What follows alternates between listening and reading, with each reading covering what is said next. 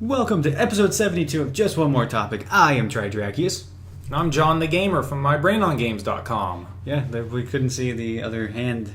Couldn't see the... Yeah. I got two. That's, we're not using the usual webcam stuff because can't get it to work on my laptop. And also using my laptop, so... And he's not very computer literate, so it's pretty difficult.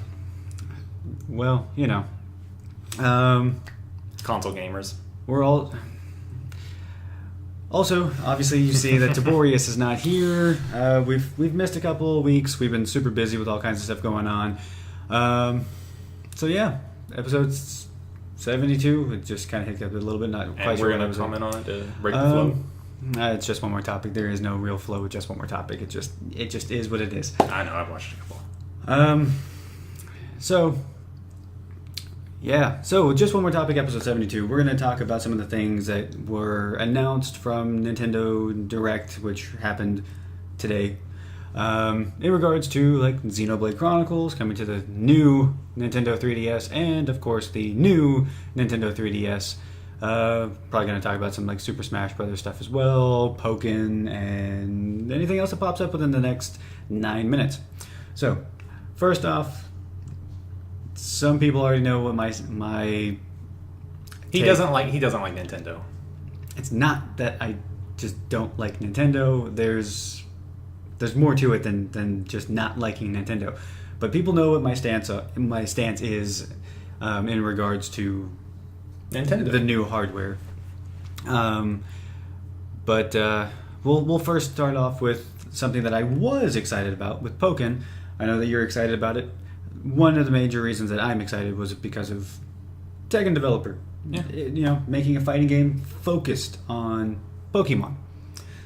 So, what are your thoughts on Pokmon? I'm interested in it. I'm interested to see what the roster is going to look like. I'm interested to see if it comes to any platforms and if it gets released over here. Hopefully it'll come out at the very least on the Wii U. I mean, the 3DS is the more popular system, but the 3DS could use software like that. It looks good. Looks like a Wii U capable game. But I'm really interested to see the roster.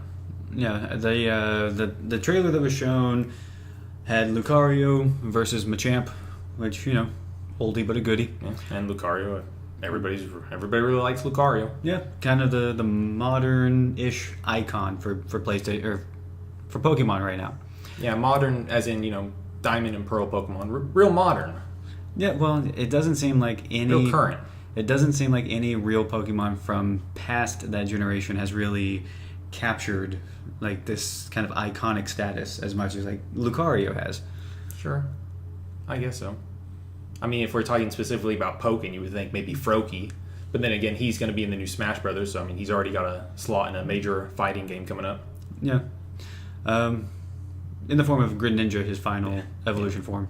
I haven't played X or Y. I don't know what I'm talking about. Yeah, well, that's you are still a Pokemaniac, though. So, by anyone who goes to My Brain on Games can clearly see that you've been cataloging every experience throughout Pokemon. Yep. So yeah, Pokemon seems cool. Interested to see more. Yeah. Not a lot out there yet. Will it have the near 800 Pokemon? But probably not. That'd be what I'd ultimately want. Ever since playing Smash Brothers and Pokemon in my youth, I've always wanted a sort of dream collaboration like that, where a Super Smash Brothers game with all the Pokemon characters. I don't think this is going to be that game, but it'll still be interesting to see, especially something new for the Pokemon franchise, and allowing Nintendo to let other developers handle one of their franchise. Provides an opportunity for sequels or DLC, that kind of stuff, if they don't have the entire roster. Hopefully they don't go that route. It's a fighting game, though. Like, every fighting game has DLC characters. Yeah. On-disc DLC. Yay! Oh. Capcom. Yeah. Capcom. Little snippet. I also don't know what Capcom's doing recently. I mean, the lawsuit against Koei because 49 games infringe upon a patent that they filed back in 2002. I wonder if Hyrule Warriors is going to be a part of that eventually. I have no idea. It's a Koei developed game. Capcom wants to point out that the biggest issue that they face with this whole patent lawsuit thing is the fact that Koei has games that allows you to import older characters into newer games, like created characters. So I really don't know. They waited till 49 games came out. They're desperate. They're grasping for straws. I mean, essentially, it was $9.4 million worth of a lawsuit and trying to halt the sale of future Koei games. So, and whenever you think in terms of giant, video game publishers, $9 million is not a lot of money. No, like that, not really. Like modern game development.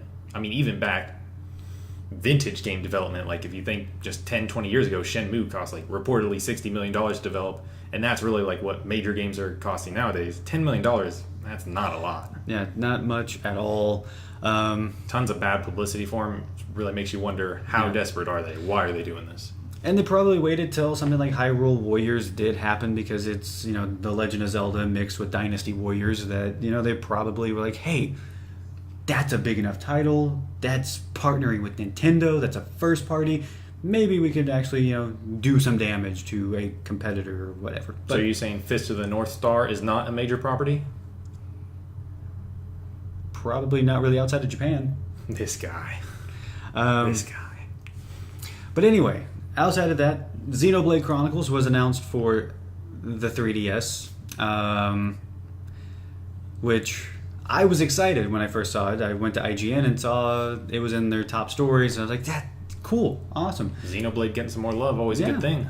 And then there was another thing that scrolled through saying that Shulk was announced for the new Super Smash Brothers. Again, good thing. Yeah, good thing. And I don't click on the top stories because I like to scroll through their entire articles and stuff. And before the actual Xenoblade article, an article or two before that talks about Nintendo's new Nintendo 3DS. I don't like it.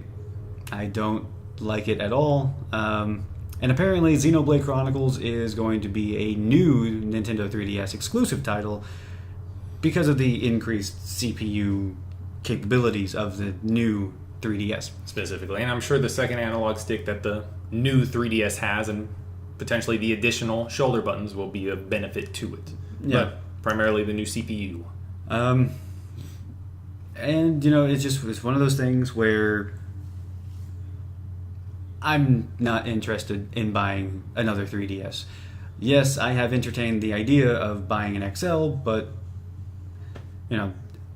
I haven't. I haven't gone that route because I already have a 3DS. There wasn't that much of an incentive to get the XL until prices dropped. And until that Yoshi one came out. Which I still didn't buy. So there's...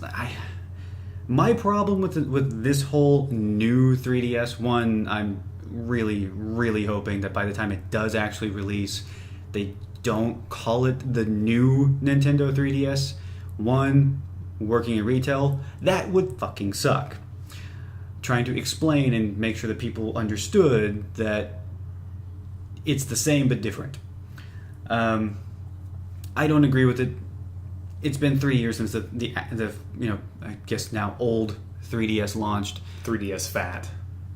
Yeah, I guess we could call it the 3DS Fat. But the thing is 3 years. We've seen the 3DS, we've seen the 3DS XL, we've seen the 2DS, and now we're going to be seeing two new iterations that are going to be replacing the existing 3DS and the 3DS XL. Yes, there's some additional things that it does. The problem that I'm going to have with it is the fact that it's going to splinter the market that's there. I don't like the fact that I already purchased a 3DS. Now I'm going to have to, if I want to play games like Xenoblade Chronicles, which will be more hardware intensive, obviously, but there could have been other things that they could have done instead of essentially try to create a flagship title for their new Nintendo 3DS. All slated for North American and European releases in 2015, but Japan will be getting it in October of this year, which kind of makes me wonder about Super Smash Brothers in regards to Amiibo, which you and I have talked about. That the new 3DS features. Wait, are we talking about the old 3DS now or the new one? The new one, the new one. Okay. Which will feature NFC technology for Amiibo integration using the bottom touchscreen. With it actually being built in. Being a benefit over the current 3DS models, which having It a looks peripheral. like in the future Nintendo will release a peripheral to support it. Yeah. I've been fairly heated about it because I don't agree with that step. And there's been a couple counters out there that have, still have not made me, hasn't changed my opinion of this thing. 3 years is not long enough to introduce a fragmenting handheld. How many years is long enough? I'd probably say 5 or more years. If you're not wanting to launch a brand new console, if you're not wanting to launch a brand new handheld, 5 or 6 years down the road, then you can try something new. That's fine. Just make sure that if you're going to have the same market if you're wanting the same market to buy the new thing, make sure it doesn't prevent previous people who don't want to buy a new version of the hardware. Make sure that they can still buy and play the games. Yeah. That's the biggest complaint that I have, is that potentially they're going to launch at the same price. But at the end of the day, my argument is, well, Nintendo is a company. They need to make money. They need to make profit. And they have to answer their shareholders because they're a publicly traded company. As a hardware and a software company, they need to be consistently putting out new hardware and new software. And, this is a tactic Nintendo has used ever since the Game Boy Advance, and even before then, but especially whenever the Game Boy Advance came out. They repeatedly introduced new models, especially with the Game Boy Advance, the DS, up to the 3DS. This is just the same tactic. This is the first time that I think that they've done something to this level that it does have the chance to fragment the audience. They did so with the DSi by adding camera and adding the DSiWare, which that was the only place you could get those downloadable titles. The DSi camera, that didn't add much. There was 5 exclusive games for it. And it was a piece of shit camera anyways. Well, just like the one we're using. Don't do that. But to going along with the DSi, there was 5 exclusive games for the camera. There's no guarantee that we're going to see anything else besides Xenoblade Chronicles. We probably will, since Nintendo is pushing out a new platform that has not only an additional C-stick, additional control stick, analog stick, and additional buttons, but enhanced CPU. That's going to be something that developers are probably going to want to take advantage of. And if they continue to make games for this new 3DS, that's going to benefit Nintendo, because that means there's a chance that there are going to be games that are going to try and sway people like you and people like me who don't need a new 3DS, but eventually perhaps there's going to be the quality of software on it and the quantity of software that'll be able to convince us to buy a new platform. Just as you were entertaining the thought of buying a 3DS XL. In that case, all you were getting was a bigger screen, which is good, but I don't know. There's a lot to it, but I do not agree with the fact that it's only been 3 years. I don't see that as a proper amount of time to do something where, it just, with the trend of where the 3DS has been selling, it's at 40 million units sold already. Seems like a weird time to implement something that is going to start breaking that market. From a developer standpoint, from a publisher standpoint, it's going to be hard to get these companies to really jump to a different development cycle for the 3DS. I'm sure if you look at the month-to-month sales figure for the 3DS, though, or maybe internal numbers that Nintendo is seeing, perhaps they're seeing less and less developer and publisher support. Maybe they're forecasting out and saying, well, in a year or so, the 3DS is really going to hit a plummet, really going to start stagnating pretty heavily, and so we're going to need to do something preemptively. This may not be a move for, immediately in the short term, like specifically for the holiday season in Japan, whatever that may be, or the holiday season in America next year. This may be a future-looking move for a year or two out, where they're just trying to get ahead of a problem and, maybe not do it so well, but do something about it. Yeah. I don't know. We can definitely go much more in depth with this entire thing, which I would like to do a podcast over this. Something that is a more long-standing thing. We're already 3 minutes over the usual topic time, or I guess closing in on 5 minutes past the usual topic time. But it's an interesting move. Trying to keep hardware spiced up, trying to keep people buying games, trying to do something new. It is Nintendo. But anyway, I'm Trajakius from JustOneMoreLevel.com. And I'm John the Gamer from MyBrainOnGames.com.